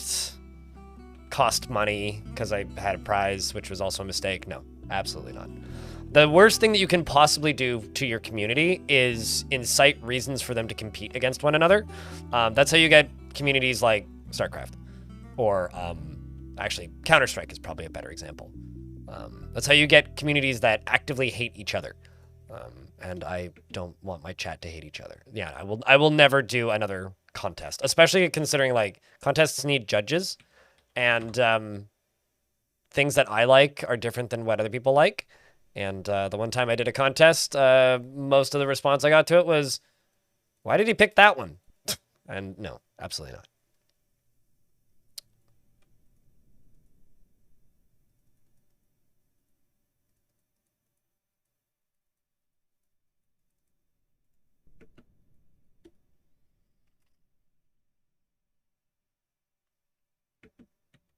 I don't know. That seems like a trap. What are you saying, Silvershe?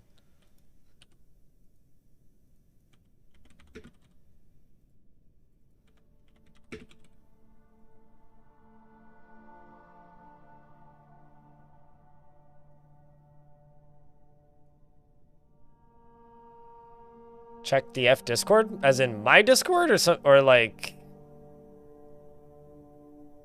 Wait, hold on. You mean in Dwarf Fortress? Hold up. Are you talking about Dwarf Fortress? Like children being 18 in Dwarf Fort?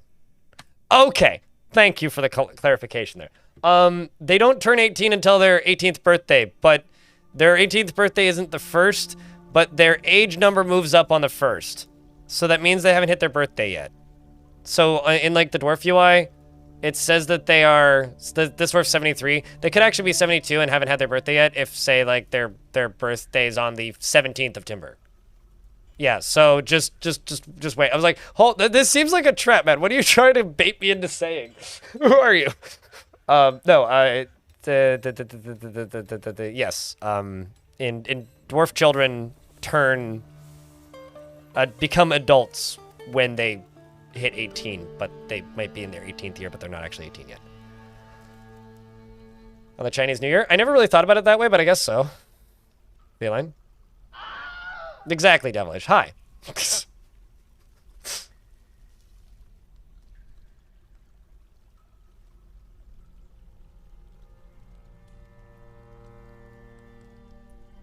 There are better ways to encourage creativity than a competition? Yeah, like a mod jam or something. But no, I think like at this point, I'm just kind of being pretty strict on that. I'm going to try and not use other people's stuff for content unless I'm reading an old fan fiction or something. Or doing something like that boat murdered video, you know? Like that's kind of the only thing that I will do in regards to using other people's work for my own material gain.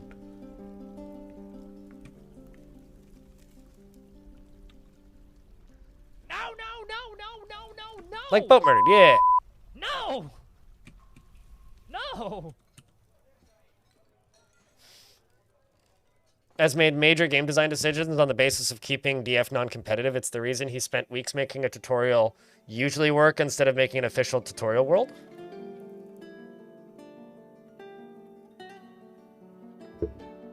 It's also like, I guess maybe one of the reasons why I shy away from speedrunning for Dwarf Fort, even though it's like kind of a weirdly fascinating thing.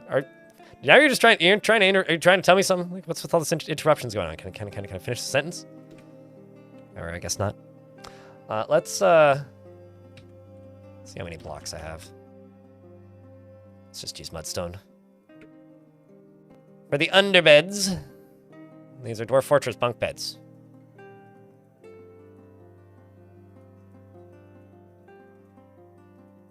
But I hope that your day is all right. Devilish?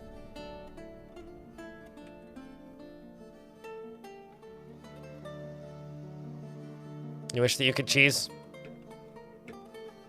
Don't we all? All right, this is going to be a 50% Doctor's Guild.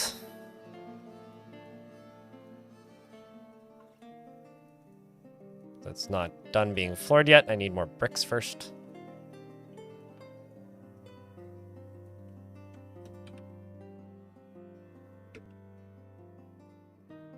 This also makes me wonder now if I have actually hit my population cap. Because I know that I set one not super long ago in a different fort, so let me just double check. Just because it's very odd that I landed exactly on 150 dwarves.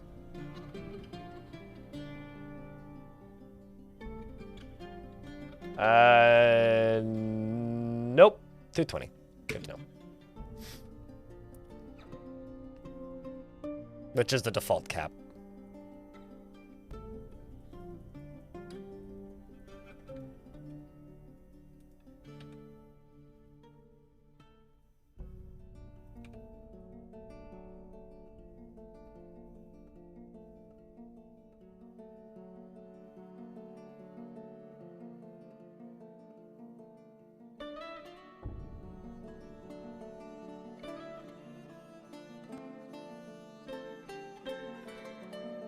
Or you take screenshots of it and share it somewhere. Feline.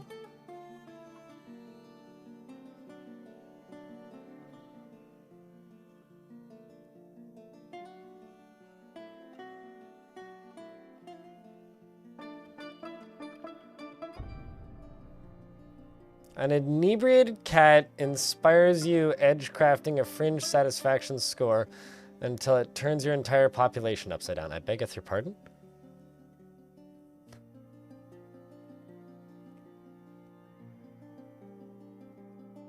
And tantruming? Does he have parents in the fort? Silver Sheep? Because if he has parents, he could just expel the parents. That'll boot him out. So this is going to be a doctor's guild.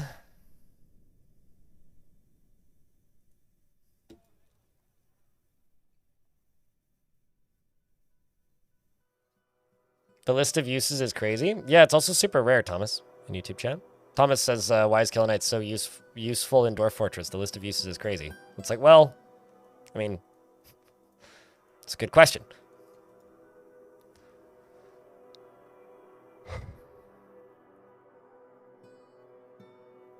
His dad is such a good miner? Well, then, wait, yeah, just wait until he turns 18, I guess. The other thing you could do is never actually convict him of any of his crimes until he turns 18, and then convict him of all of his crimes.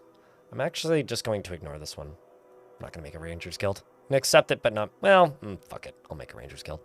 But I'm going to cheese this one.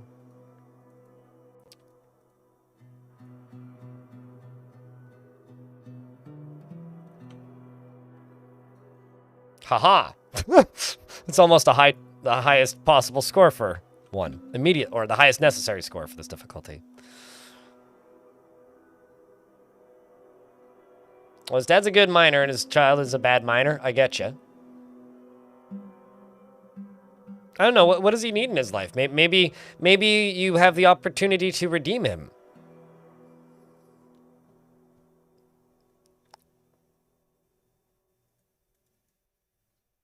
I mean, like, maybe it's possible. What's the value of you? 19971.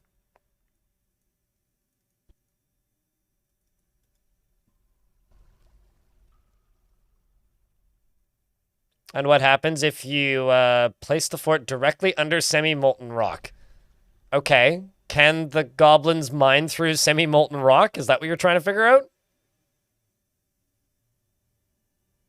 Another Helix has been created. Man, I'm getting a little city developing around me. Oh shit, they have workers.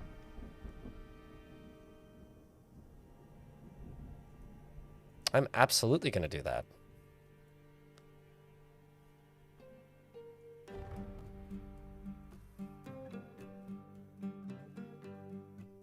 The real question is...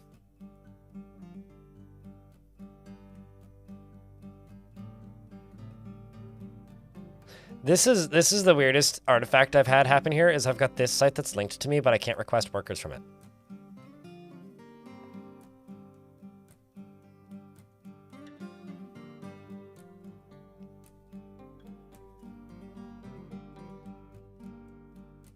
Said science was the initial invading goblins mopped the floor with the surface, but didn't bring the trolls with picks, so they didn't just idle about and fought a forest titan that showed up and left.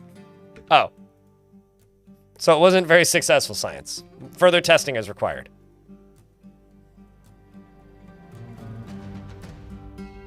I was gonna ask if they just create infinite lava flows like before, but I guess we don't know.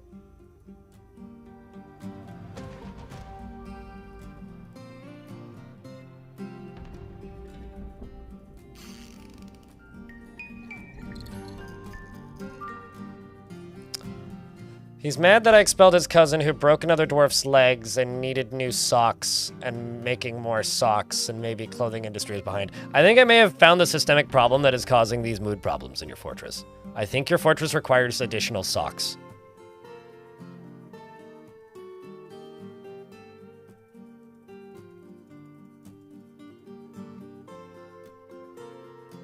I never said that testing wasn't a feature. Science is very important and a part of dwarven culture and society.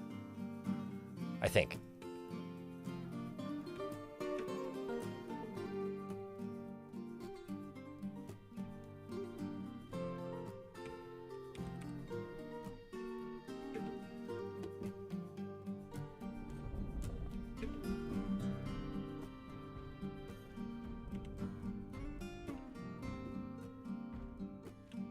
It was a very messy guild hall, but hey. Oh. The where... Hold on. There's a lot to unpack here. The were-kangaroo child prisoner. The were-kangaroo child prisoner. Nebo Ligaruthos. Ligaruthos has come. A large kangaroo twisted into humanoid form. It is crazed for both flesh and blood, and its eyes glow orange. Its raw umber hair is short and even. You will know why you fear the night and whatever. Let's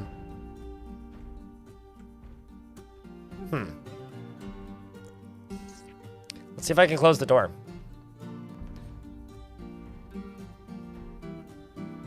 Before it gets in. It's kind of funny looking. It's got 12 kills.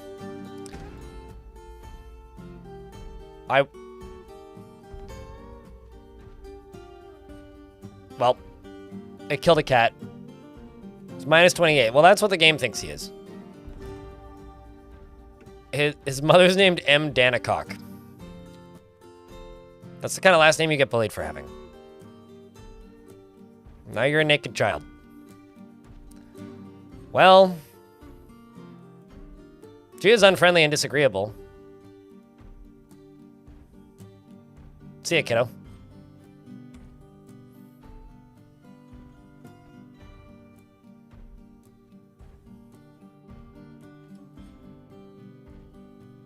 Shouldn't have prayed twice to the moon god after your bad blessing. Hubris, absolutely. Did somebody become a... Oh, child, yes. She did kill her cat, yeah. Curiosity didn't kill the cat, the were-kangaroo did.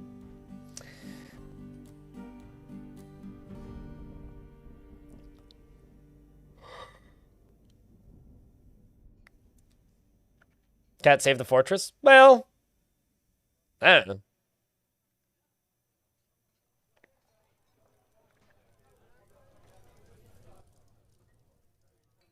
If they're a child prisoner, then how are they out in the world? Well, they're okay, they escaped, clearly. Probably for mass murder, if I were to guess.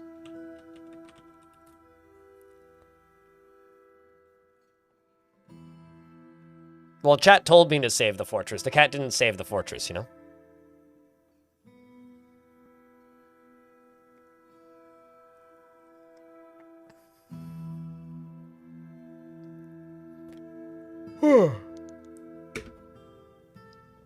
Now I gotta repause. She was released early on bad behavior. She probably ate the guard. I mean, let's be real here.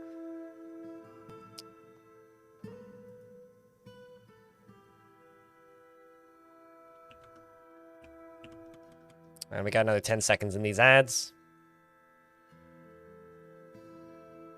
And thanks everybody for tuning back in, by the way. Appreciate you guys.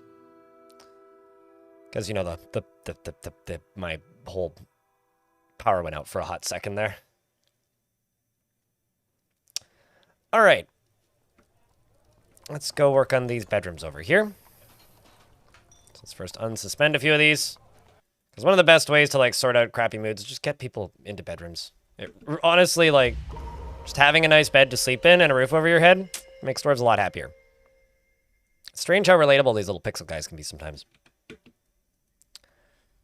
We've also got an artifact that's just starting.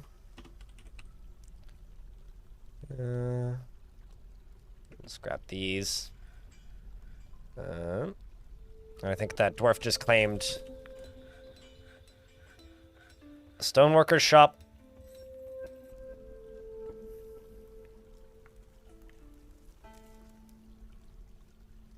Speaking of skills in Dwarf Fortress getting removed, does anybody else ever occasionally remember that Dwarf Fortress used to have architecture as a skill, and now it doesn't? Because I sometimes think about the architecture skill maybe more than I should. Like, kind of a lot, actually. Because it was like a neat idea as a skill. It's like the quality of how a building was assembled, but thank Armok for that change. I mean, it was certainly annoying, especially because right at the beginning of every fort, you had to, like, assign an architect. For those of you who don't know, a lot of buildings required an extra step for construction. And usually that step involved the architect. It was just a dwarf that would show up and then just, like, start the construction of a building, basically. It was for bridge construction. It was for magma forges. It was for some machine items. It was for trading depots. I think siege weapons? And I think the bigger shops as well, so like the kennels, as it used to be called, which is now the animal catcher shop. Gem cutter shop. You require rough gems. Do I literally have no... Oh, I cut all of my gems. That's funny. They require rough gems, so we shall go down here until I find gems of the rough variety, and I shall get them so we can cut them.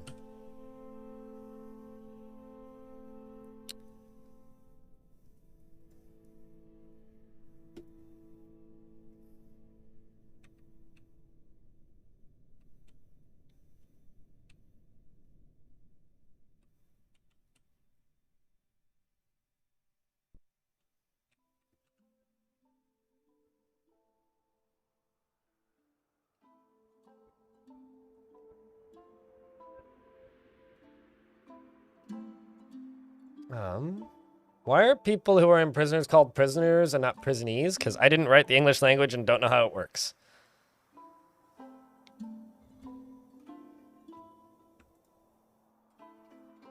Although prisonees sounds like a knee pain problem. Look at all these dwarves dancing. Holy shit. You know, these big circular dances? It's kind of awesome, actually.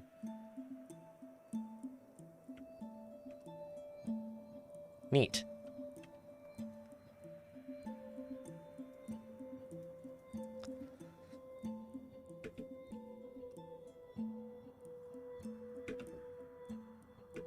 I guess I'm out of bags. How much cloth do I have?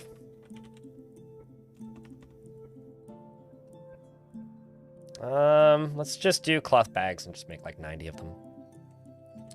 Cloth bag.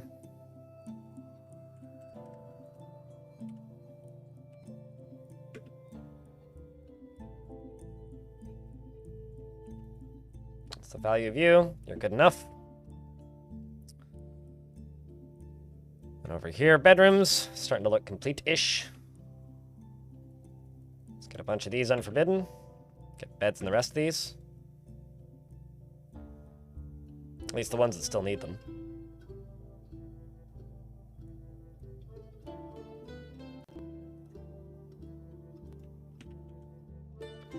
We're out of beds, so I will just assign the ones that I have.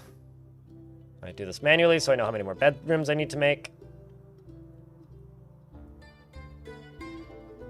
Also, I'm presuming my... Well, there you are. I've acquired a merchant.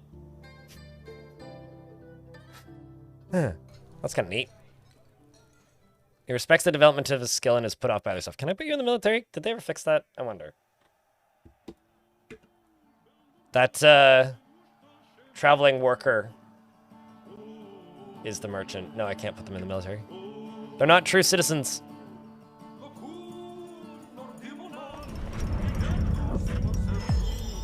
Yes. You click this button up here.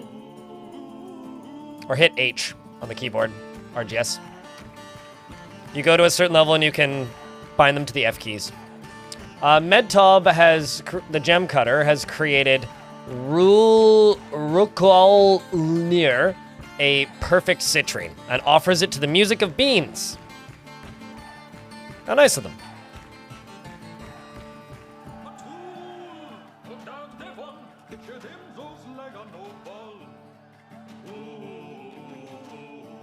There it is.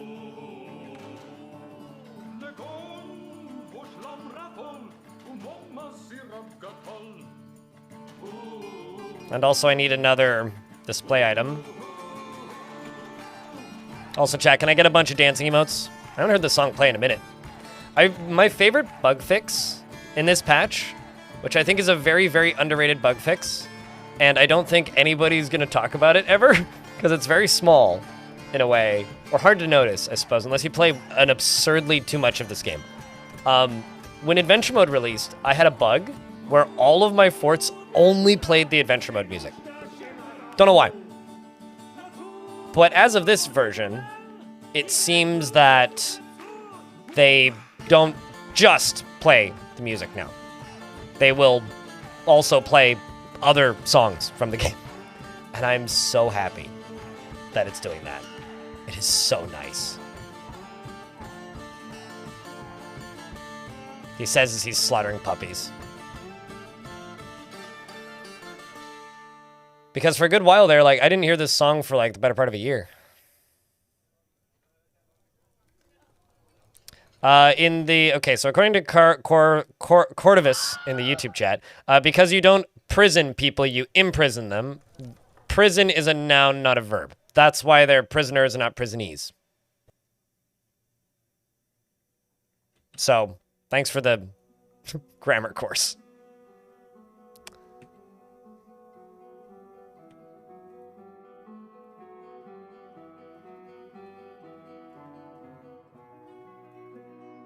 English, why?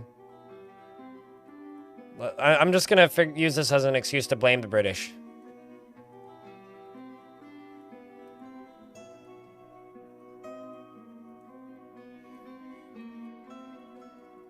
Still need more bedrooms, but hey, we made some progress.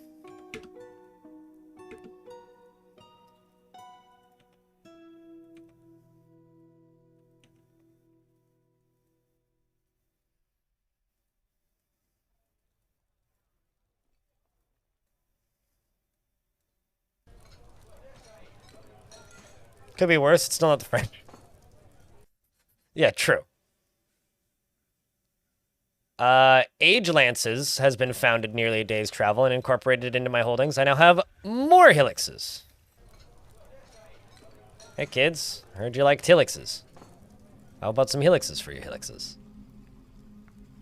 With all these helixes, we're going to give you a couple more helixes so that you can found more helixes.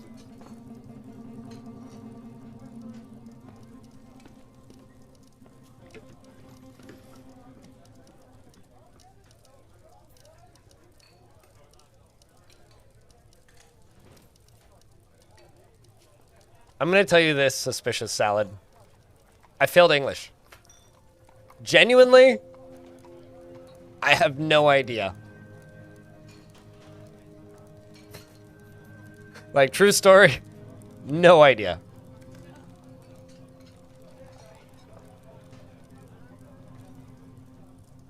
Leave of gems is a valuable corpse. I kind of wish they did, but no. No, it's a valueless corpse. It's just really heavy. But I wanted to keep it because it's blue garnet. Like, that's pretty.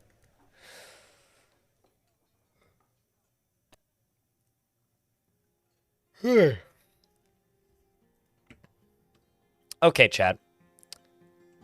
I am still having problems fighting with my nose. If we get another siege, it's going to take a chunk of time to deal with it. We've more than doubled the population. We started at 76 dwarves today, and we are now at 150, which is a very good number. Tomorrow, let's go for 220. And the wars have begun. We got one solid siege and a bunch of thieves. Let's actually see how that raid went. The Lance of Men attacked the mute dungeons of the Dungeons of Warmth in Devil Haze, and Jorkovlak led the attack, and the defenders were led by a goblin named Bax. Erush outmatched the goblin Bax with a cunning plan, and the attackers had a strong positional advantage. And the Future Beings, led by Jack Levuk, clashed with 5 goblins, slaying them.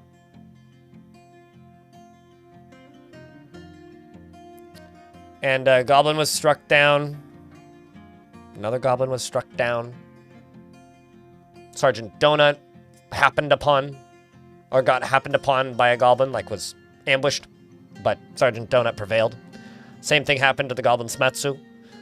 Bax, the leader, Relic Wards, was struck down in the fighting as well.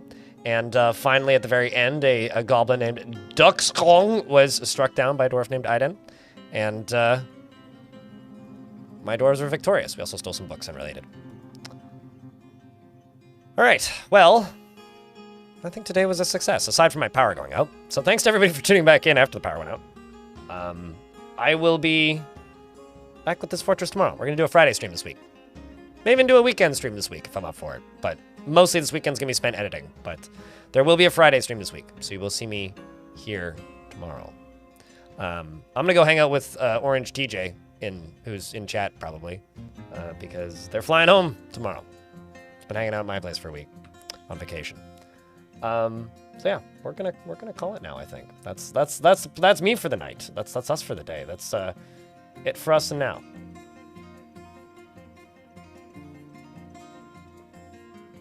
And I hope that if you're on the YouTube side of things, you pop over here onto Twitch to come raid somebody.